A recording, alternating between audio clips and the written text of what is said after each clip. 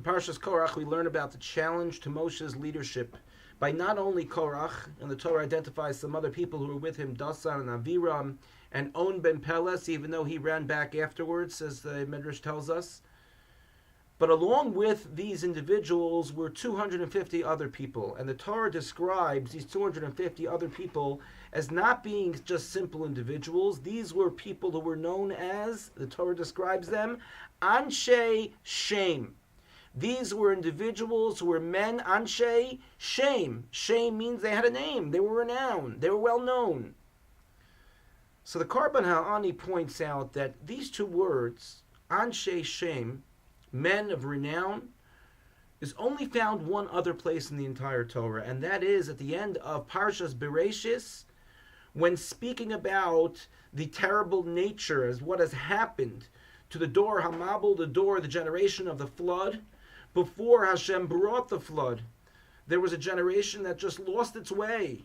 It lost its moral and ethical compass. People were living without any laws. People were stealing from each other left and right. All kinds of terrible things were happening. And those individuals at the end of Parshas Bereshis, the Nephilim, the giants of that generation, who wreaked so much havoc on that generation, who were responsible for the destruction of the generation, those individuals were called Anshe Shem, individuals of renown.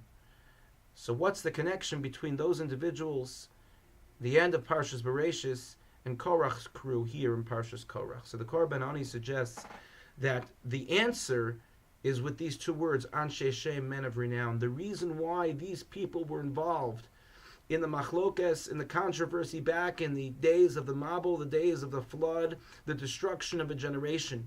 And the controversy here in Parshas Korach is because these individuals did not believe in the cause of what others were involved in the controversy of the generation.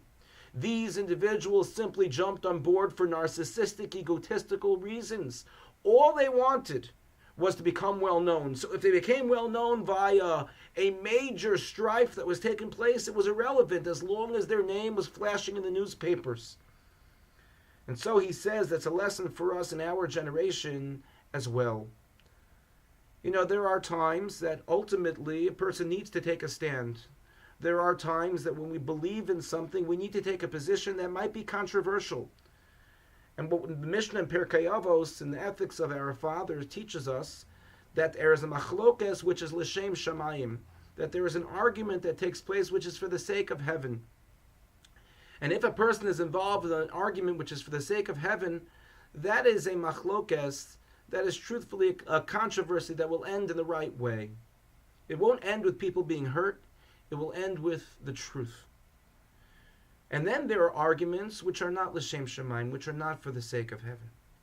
And we have to learn the lesson from the generation of Korach and the generation of the Mabul, of the flood, to make sure that before we get involved in any controversy in our times, whether it's controversy in our family, controversy in our community, and controversy on a greater scale, we have to make sure that the controversy that we involve ourselves in is one which is l'shem shamayim, which is for the proper reasons.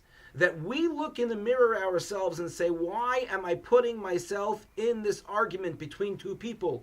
Or why am I involving myself in this argument within organizations, or within a community, or within a family?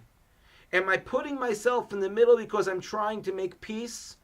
Or am I putting myself in the middle because I have my own egotistical reasons that I want to be known to have been involved in this situation?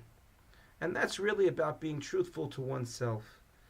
And really the Torah is giving us a message that we have to be very careful before we step in or before we create a controversy which is counter to shalom, to peace, be it in a family, be it in a community, or within the entire Jewish people.